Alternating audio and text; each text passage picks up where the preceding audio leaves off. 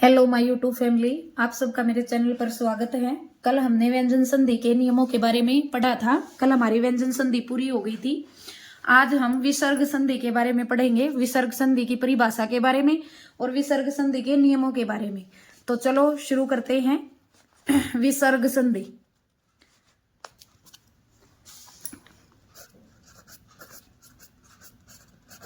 विसर्ग संधि किसके बारे में पढ़ेंगे? विसर्ग संधि के बारे में पढ़ेंगे। तो सबसे पहले हमें यह पता होना चाहिए कि विसर्ग संधि किसे कहते हैं। तो किसे कहते हैं? विसर्ग के बाद विसर्ग मतलब विसर्ग का चिन्ह ये होता है और विसर्ग का जो उच्चारण स्थान है वो आधे किसकी तरह होता है की बात ही होता है। उच्चारण किसकी तरह होता है? आधे है की तरह होता है। मैंने अपनी पिछली वीडियो में भी बताया है, जहां उच्चारण स्थान और जो है उच्चारण स्थान के बारे में मेरी पिछली वीडियो में आपको वहां जाके देखोगे तो मिल जाएगा। है का उच्चारण स्थान जो है वो किससे होता है? कंठ से होता है। किससे होता है? कंठ से, जिसको कंठ है बोलते हैं। तो विसर्ग का जो चिन्ह होता है वो ये होता है। ठीक है। विसर्ग के बाद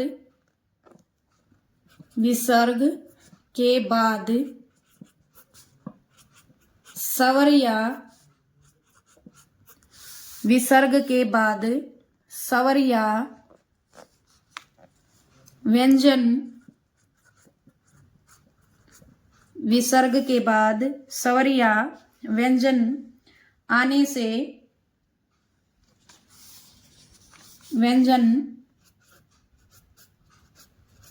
आने पर विसर्ग में जो विकार मतलब बदलाव या बोल सकते हैं परिवर्तन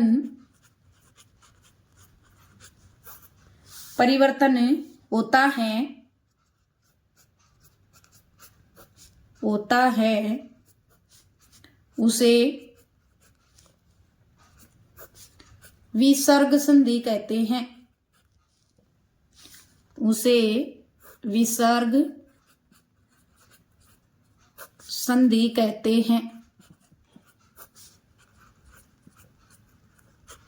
क्या कह रहे हैं कि विसर्ग के बाद, ठीक है, विसर्ग के बाद क्या हो? या तो कोई भी स्वर हो या कोई भी व्यंजन हो। ठीक है। विसर्ग का स्वर के साथ या विसर्ग का व्यंजन के साथ। ठीक है। मैं यहां सरल भाषा में लिखूं तो विसर्ग प्लस स्वर या व्यंजन। ठीक है। ये विसर्ग है। इसके बाद या तो कोई भी स्वर आ जाए या कोई भी व्यंजन आ जाए। विसर्ग का स्वर के साथ या विसर्ग का व्यंजन के साथ मेल होने से जो विकार उत्पन्न होता है, जो बदलाव होता है, जो परिवर्तन होता है, उसको हम क्या कहेंगे? उसको हम विसर्ग संधि कहेंगे। क्या कहेंगे? उसको हम विसर्ग संधि कहेंगे। देखिए, जैसे तपय प्लस भूमि। ठीक है। यहां क्या है? विसर्ग से पहले क्या है? ऐश्वर है।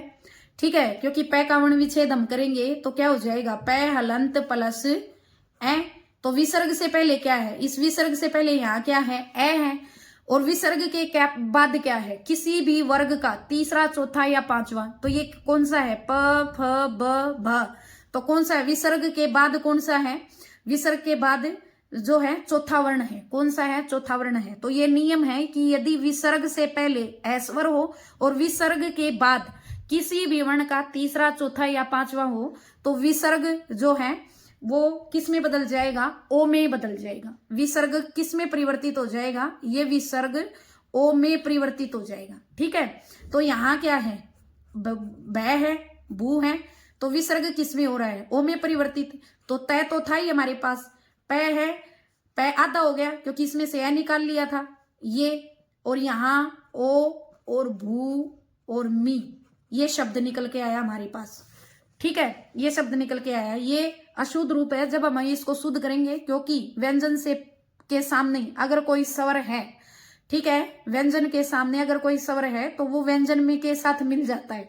तो यहाँ क्या है, तय। जब पै आता है, पै के अंदर ओ मिलाएंगे तो ये ओ मिलाएंगे तो ओ की मात्रा क्या होती है, ये होती है। जब हम इसको इकट्ठा लिखेंगे, पै के अंदर ओ की मात्रा मिला देंगे तो तपो और भू और मी इकट्ठा लिखेंगे तो क्या हो जाएगा, तपो भूमि हो जाएगा।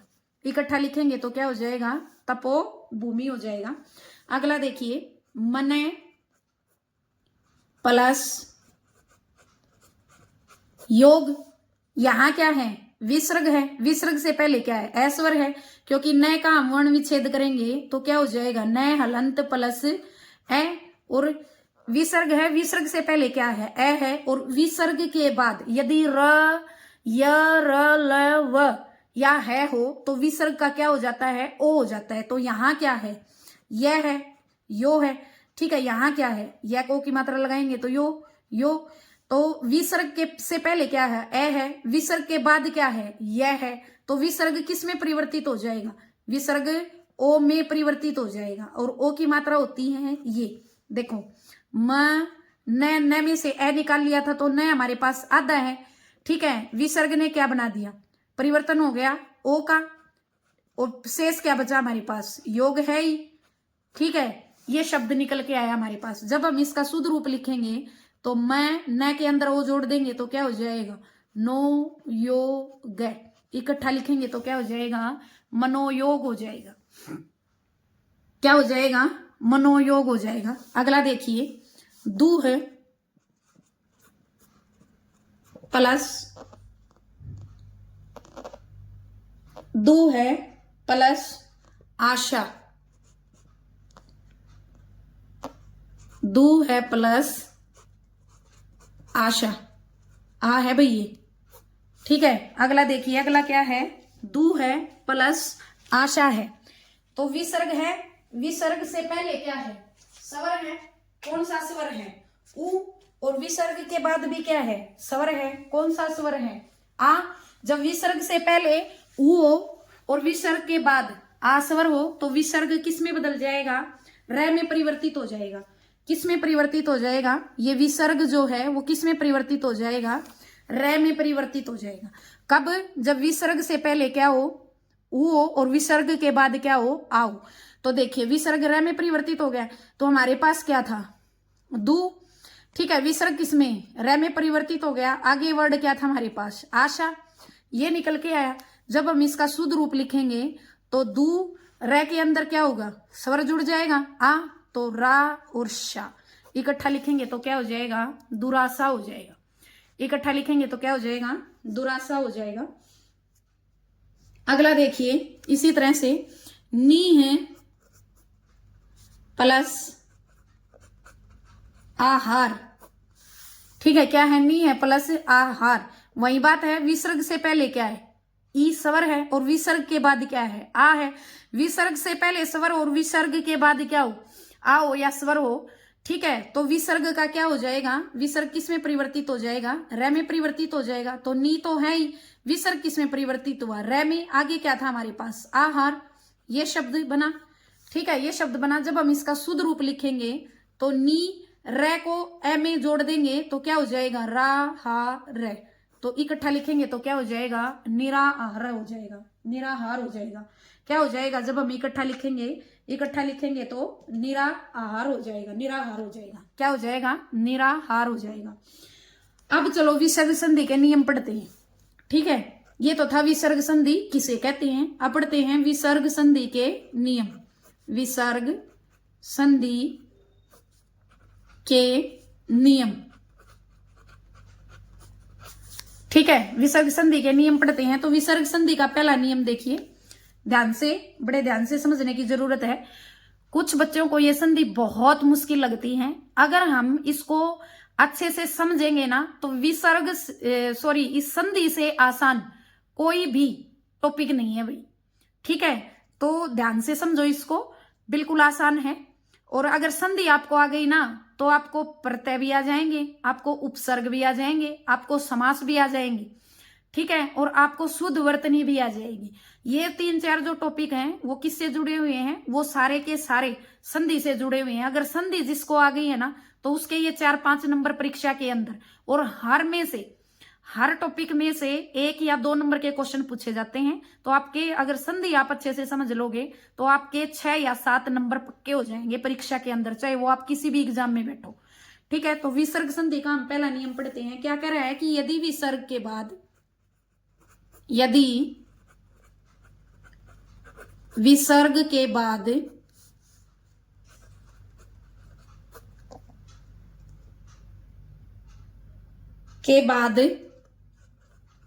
ए स्वर आ जाए या किसी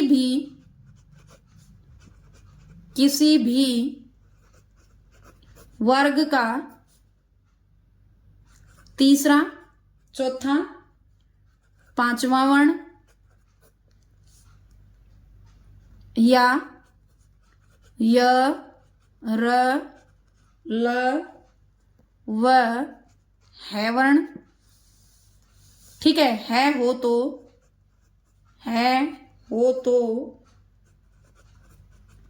विसर्ग का ओ हो जाता है। ओ विसर्ग का क्या हो जाता है? ओ हो जाता है। ठीक है भाई, यदि विसर्ग के बाद क्या आ जाए? ए आ जाए या किसी भी वर्ग का तीसरा, चौथा, पांचवा वर्ण आ जाए या य, र, ल, व है आ जाए तो विसर्ग किस में बदल जाएगा? ओ में बदल जाएगा। एक बात विशेष ध्यान रखना कि विसर्ग के बाद भी है ओ और विसर्ग से पहले भी है ओ। विसर्ग से पहले भी, ठीक है, क्या हो? ए हो। क्या हो? विसर्ग से पहले भी ए हो और विसर्ग के बाद भी क्या हो? ए हो। ठीक है, तो क्या हो जाएगा? या किसी भी वर्ग का क्या हो? तीसरा, चौथा, पांचवा वर्ण हो या य, र, ल, व है हो तो विसर्ग किस में बदल जाता है? ओ में बदल जाता है। विसर्ग किस में बदल जाएगा? ओ में बदल जाएगा। ठीक है, एक सिंपल सी बात उसमें बताती हूं। ठीक है, आप यूं सोचोगे कि ये मुश्किल सा लग रहा है, समझ में नहीं आएगा, तो देखो इधर लिखती हूं। विसर्ग से पहले ए स्वर, ठीक है, प्लस में ए स्वर या किसी भी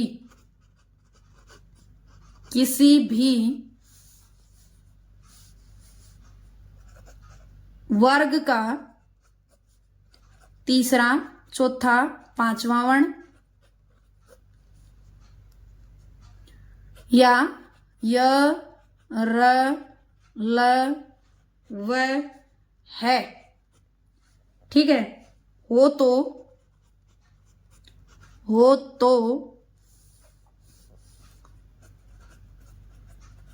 विसर्ग का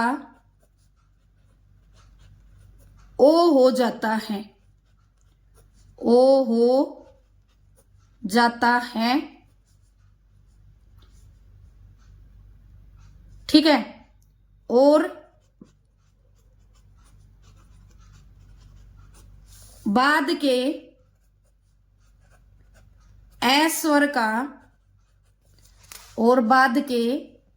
का लोप हो जाता है। लोप हो जाता है।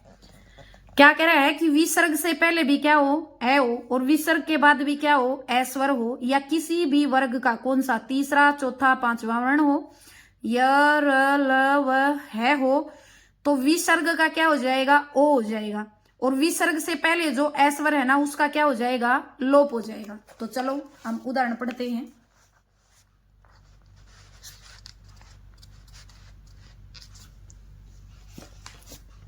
देखिए हमारा पहला है, जैसे है मने प्लस अनुकूल। पहला क्या है? पहला उदाहरण है मने प्लस अनुकूल। तो देखो यहां क्या है? विसर्ग से पहले क्या है? ए, क्योंकि न का वर्ण विच्छेद करेंगे तो न हलंत प्लस ए है, ये विसर्ग है। विसर्ग से पहले क्या है? ए है और विसर्ग के बाद भी क्या है? ए है।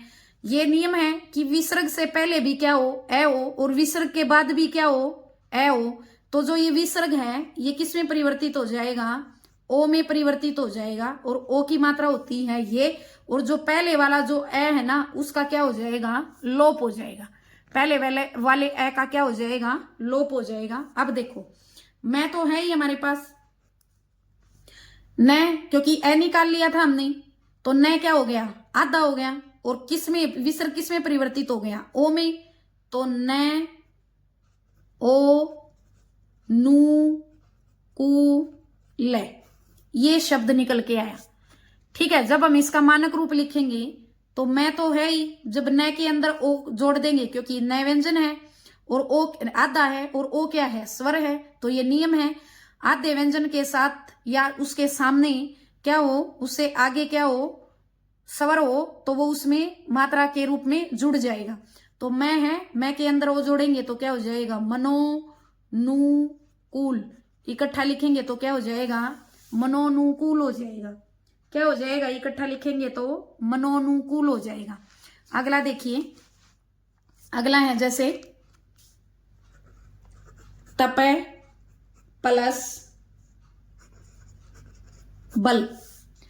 ठीक है, यहां क्या है, विसर्ग है, विसर्ग से पहले क्या है, ए है, यही तो कह रहा है, क्योंकि पै का वर्ण विच्छेद करेंगे तो पै हलंत प्लस ए, और ए के बाद विसर्ग है, और ये क्या है, प फ ब है, पै वर्ग का कौन सा वर्ण हो गया, पै वर्ग का कौन सा वर्ण, तीसरा वर्ण हो गया, पै वर्ग का कौन सा वर्ण हो गया, तीसरा वर्ण हो गया। तो ये कह रहा है कि विसर्ग से पहले क्या हो, ए हो, और विसर्ग के बाद किसी भी वर्ग का तीसरा, चौथा, पांचवा वर्ण हो तो विसर्ग किस में बदल जाएगा, विसर्ग ओ में बदल जाएगा, और ओ की मात्रा होती है ये। तो देखो पै है, सॉरी तय है, हमारे पास क्या है, तय है। ठीक है, तय, पै में से यह निकाल लिया था तो पै आधा था, विसर्ग ने क्या परिवर्तन कर दिया, क्या बन गया, पै आधा, विसर्ग किसमें परिवर्तित हो गया, ओ में, और ब और ल, ये शब्द निकल के आया हमारे पास। ठीक है, जब हम इसका शुद्ध रूप लिखेंगे, ए के अंदर ओ जोड़ देंगे, तो तय तो था ही, ए के अंदर ओ जोड़ दिया तो तय को, पै को किसकी मात्रा लगी, ओ की, तपो ब ल, इकट्ठा लिखेंगे तो क्या हो जाएगा, तपो बल हो जाएगा। इकट्ठा लिखेंगे तो क्या हो जाएगा, तपो बल हो जाएगा। उसी तरह से है तपय प्लस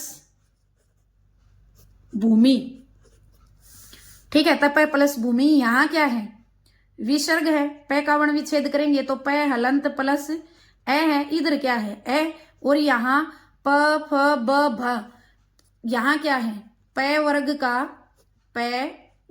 का चौथा वर्ण, कौन सा वर्ण है, पै वर्ग का चौथा वर्ण है। तो ये कह रहा है कि विसर्ग से पहले है और विसर्ग के बाद में किसी भी वर्ग का तीसरा, चौथा, तो कौन सा है, चौथा है, तो विसर्ग किस में परिवर्तित हो जाएगा, ओ में परिवर्तित हो जाएगा। किस में हो जाएगा, ओ में परिवर्तित हो जाएगा विसर्ग।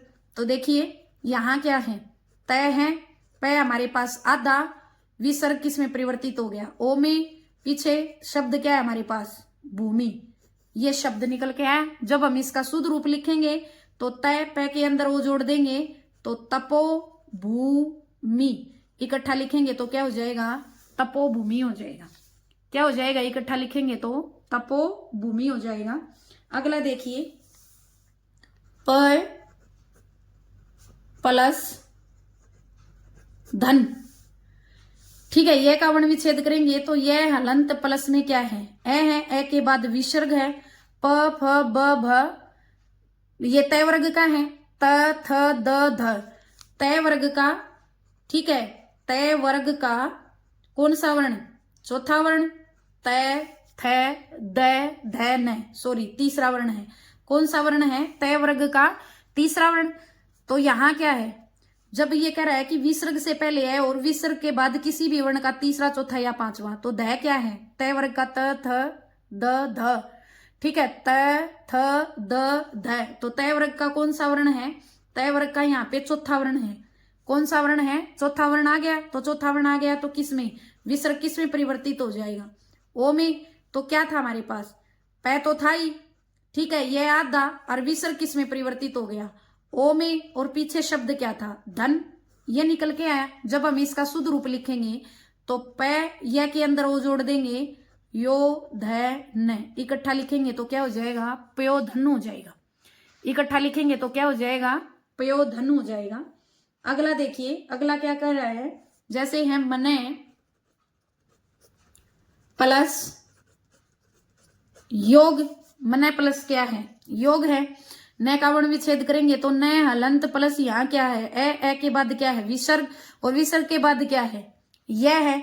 अगर विसर्ग के बाद क्या हो, यह हो, तो ये विसर्ग किस में बदल जाएगा, ओ में बदल जाएगा। ओ की मात्रा ये होती है, तो मैं न हमारे पास आधा, विसर्ग ओ में बदल गया, यो गए, ये शब्द निकल के आया हमारे पास। ठीक है, ये शब्द निकल के आया। तो मैं है, न के अंदर ओ जोड़ेंगे तो क्या हो जाएगा, नो हो जाएगा। क्या हो जाएगा, नो यो ग, इकट्ठा लिखेंगे तो क्या हो जाएगा, मनोयोग हो जाएगा। क्या हो जाएगा, मनोयोग हो जाएगा। आगे देखिए क्या कह रहा है, जैसे है अधय, अधय प्लस गति है। ठीक है, द का वर्ण विच्छेद करेंगे तो द हलंत प्लस यहाँ क्या है, ए है, यहाँ क्या है, विसर्ग है, विसर्ग के बाद क्या है, ग क्या है, क वर्ग का कौन सा वर्ण, तीसरा वर्ण है। क वर्ग का कौन सा वर्ण है, तीसरा वर्ण है। तो ये क्या कह रहा है कि यदि विसर्ग से पहले है और विसर्ग के बाद किसी भी वर्ग का तीसरा चौथा पांचवा, तो यहाँ क वर्ग का कौन सा वर्ण हो गया, तीसरा वर्ण हो गया। तो विसर्ग किस में परिवर्तित हो रहा है, ओ में परिवर्तित हो रहा है। ओ की मात्रा होती है ये। ठीक है, तो हमारे पास क्या था, ए था, ध आधा है। ठीक है, और विसर्ग किस में परिवर्तित हो रहा है, ओ में हो रहा है, ग और ती।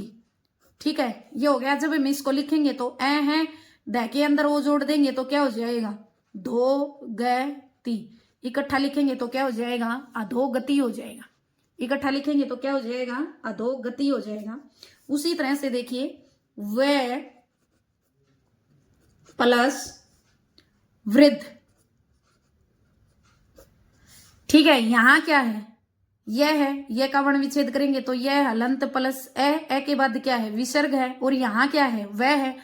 बताया है कि किसी वर्ग का तीसरा चौथा पांचवा, या ये रे ले वे, तो क्या आ गया, इधर इधर वह आ गया। क्या आ गया, वह आ गया। तो विसर्ग किस में बदल जाएगा, ओ में बदल जाएगा।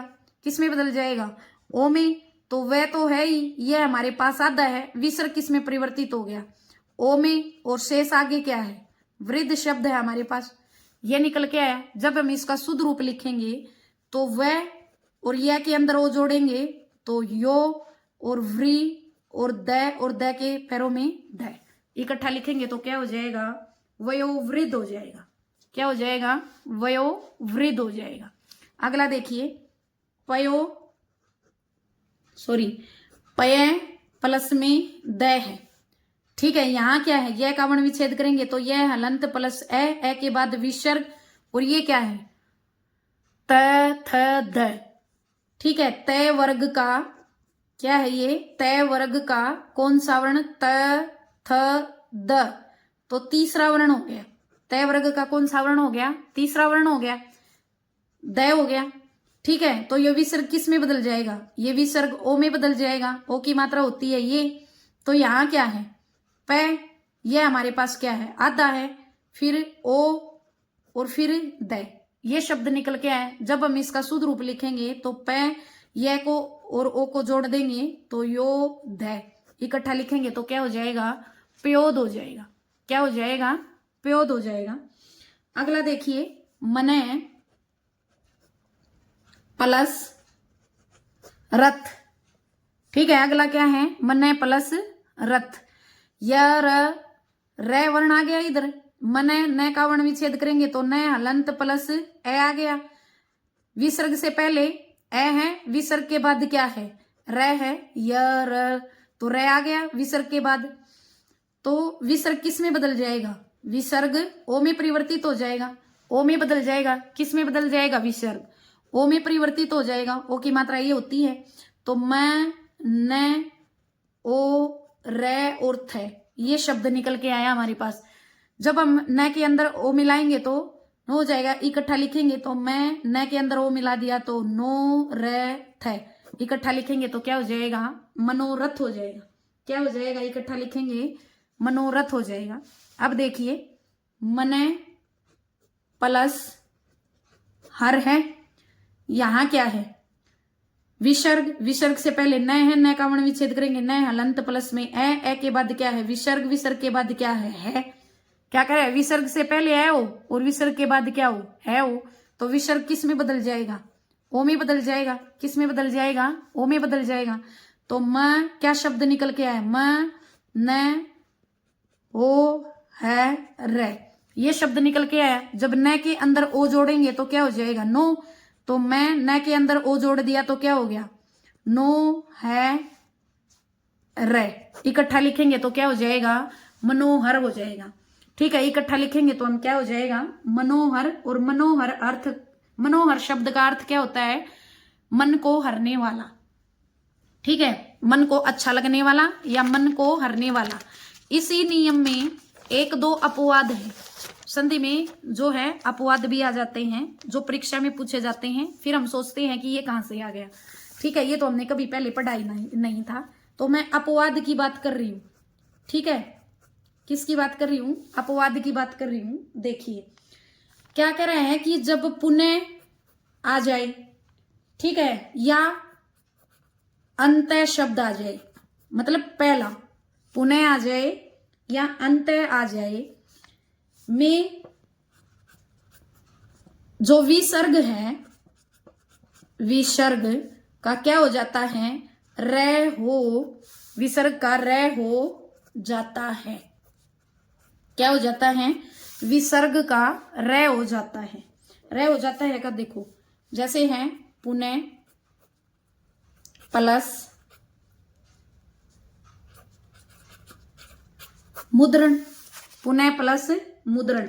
देखो ये पुनः है, ठीक है, ये कह रहा है कि पुनः के बाद और अतः के बाद हो। ठीक है, तो विसर्ग का क्या हो जाएगा रे हो जाएगा। देखिए